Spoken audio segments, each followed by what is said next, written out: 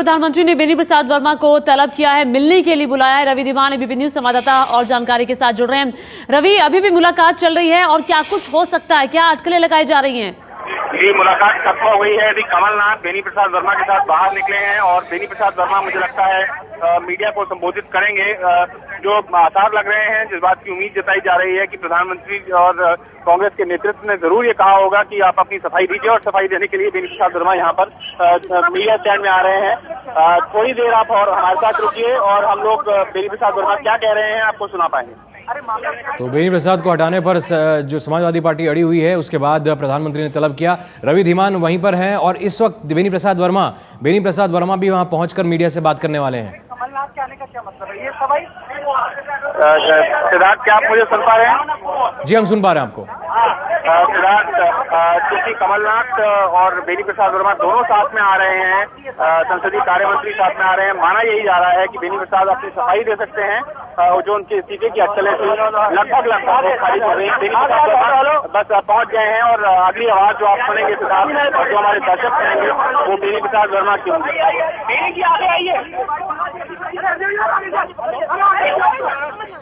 आपको क्या कहना है? हेलो,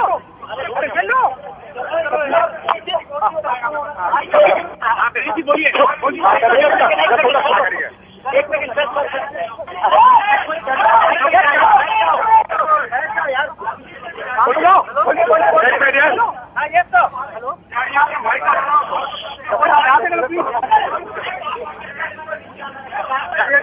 अभी फिलहाल कमलनाथ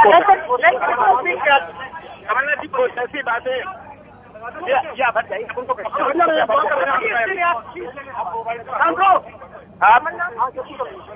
पिछले 2-3 दिनों में कुछ ऐसी बातें कही थी जो बेनी प्रसाद वर्मा जी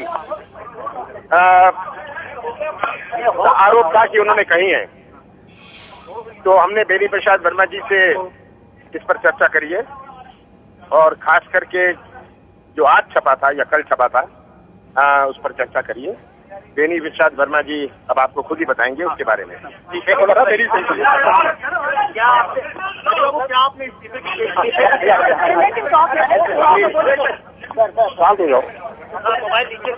कमीशन लेके समर्थन देते, ऐसा मैंने इंटरव्यू इंडियन एक्सप्रेस में नहीं दिया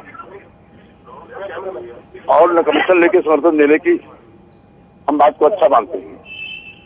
फिर भी अगर किसी को हमारी भावनाओं से, हमारी बातों से किसी भावनाएं दुखी हुई हो तो उसके लिए हमको खेद। कहा जा रहा है कि आप सोनिया गांधी और पीएम के मिले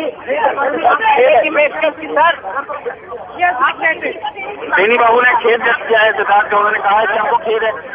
बेनी बाबू क्या आपको सोनिया गांधी ने क्या बोला? सोनिया गांधी प्रधानमंत्री से क्या बात हुई? कोई मुलाकात नहीं। सोनिया गांधी प्रधानमंत्री ने क्या आपको खेद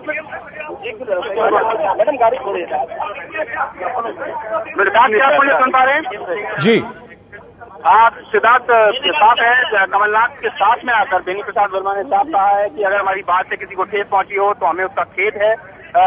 इस मामले को सुलझाने के लिए, इस मामले को सुलझाने के लिए कांग्रेस नेतृत्व ने सीधी तौर पर बेनी प्रसाद वर्मा से हम कह सकते हैं एक तरीके से खेद व्यक्त करवाया है। सुबह तक बेनी प्रसाद वर्मा जब एबीपी न्यूज की बात हुई थी वो किसी तरह से माफी मांगने को या अपने किसी भी तरह से झुकने को तैयार नहीं थे, लेकिन अब इतने नाजुक हालात में कांग्रेस नेतृत्व और सोनिया गांधी प्रधानमंत्री दोनों से मुलाकात करने के बाद बेनी प्रसाद वर्मा को हम कह सकते हैं कड़वा खून झटकना पड़ा है और उन्होंने बाहर आकर प्रेस के सामने ये कहा है कि उनको खेद है। रवि, ये बताइए कि खेद जताने भर से समाजवादी पार्टी मान जाएगी, क्योंकि तेवर उनके ऐसे थे कि वो चाह रहे थे कि बेनी प्रसाद वर्मा को मंत्रिमंडल से हटाया जाए। सिद्धार्थ, अब आसार यही हैं कि कांग्रेस अगर एक कदम चली है, कांग्रेस के नेताओं को इस बात की उम्मीद है कि समाजवादी पार्टी भी दूसरा कदम उठाएगी। और क्योंकि समाजवादी पार्टी के तमाम नेता ये कह रहे थे कि या तो वो माफी मांगे या फिर सरकार उनको मंत्रिमंडल से हटाए, कहीं ना कहीं बेनी प्रसाद वर्मा ने अगर बाहर आकर ये कहा है कि उन्हें इस बात का खेद है, तो इससे सरकार को इस बात की उम्मीद है कि मामला सुलझ सकता है। हालांकि समाजवादी पार्टी की इसके बाद क्या राय है फिलहाल अभी इस बारे में कुछ कहना मुश्किल है, लेकिन सरकार को इस बात की उम्मीद है, जो सूत्र हमारे जो जिस तरह सरकार के तेवर लग रहे हैं, सरकार को शायद इस बात की उम्मीद है कि इससे मामला सुलझ जाएगा। क्या मामला इससे सुलझ जाएगा? बड़ा सवाल यह है। समाजवादी पार्टी के नेता जो कि अड़े हुए थे बेनी प्रसाद वर्मा को मंत्रिमंडल से हटाने के लिए, बेनी प्रसाद वर्मा ने माफी नहीं मांगी है। उन्होंने सिर्फ खेद जताया है। किसी को दुख पहुंचा है तो खेद है, माफी नहीं मांगी है बेनी प्रसाद वर्मा ने। अब देखना होगा कि समाजवादी पार्टी का क्या रुख होता है।